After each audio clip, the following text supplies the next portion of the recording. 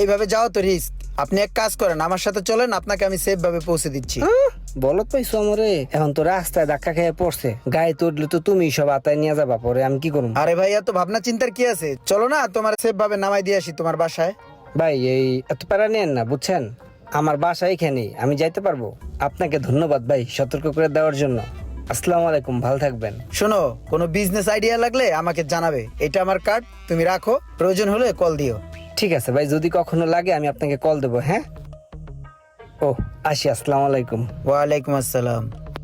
লোকটা আসলে মনে হয় ভালো, আর ভিজিটিং কার্ডও দিয়ে দিল। শুনলেন তো ভাই কাহিনী।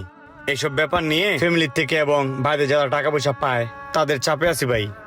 যদি আপনি আমাকে বিদেশ নিয়ে যেতেন তাহলে অনেক ভালো হইতো। শোনো মোশাররফ, আমি ওরকম বড় কিছু না। আমি বাংলাদেশে বেশিক্ষণ থাকিও না। আমি অনলি ক্যানাডিয়ান সিটিজেন, ওখানেই